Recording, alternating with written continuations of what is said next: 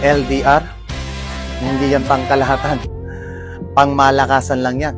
Kaya kung mahina ka, pag-isipan mo ng gusto dahil baka masaktan ka lang. Pero sa LDR mo matututunan yung mataas na antas ng pangunawa at pag-intindi sa isa't isa na hindi kayo magkasama. Yung iibig ka na lang, dun pa talaga sa malayo at pinakamahirap pa. Halimbawa, matutulog ka na lang sa gabi pero kailangan mo magpuyat. Magkausap lang kayo. Pagising mo sa umaga, anong katabi mo? Telepono. Sa tuwing kakain kayo ng sabay, alam mo yung lungkot na sana matikman nyo yung luto ng isa't isa.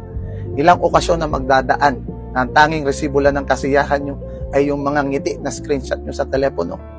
Sa panahong bagsak malungkot ka, anong panghahawakan mo? Yung tinig niya, yung boses niya. Pero maraming paraan para tumibay ang samahan. Unang-una sa lahat yung komunikasyon, yung oras. Hindi kung ano ang kaya mong bigay oras. Kung hindi kung ano yung kaya mong gawing oras para sa kanya. Kailangan committed ka. Dahil marami pagsubok na daraan sa inyo na kahit na magkagulo-gulo siya pa rin yung pipiliin mo.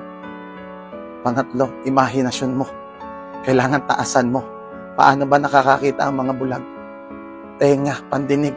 Gawin mong droga yung boses niya.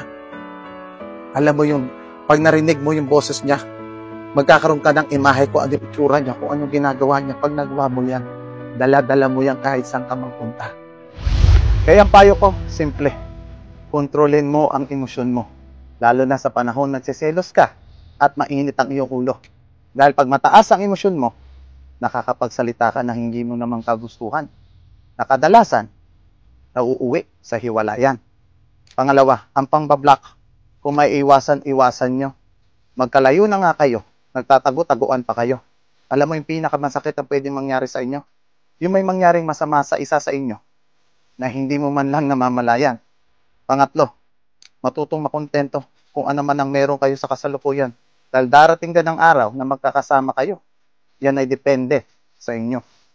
Lagi mo lang tatandaan na iba ang nakikita ng mata sa nararamdaman mong saya sa puso mo sa tuwing kausap mo siya. Tangina. Walang distansya sa taong mahalaga.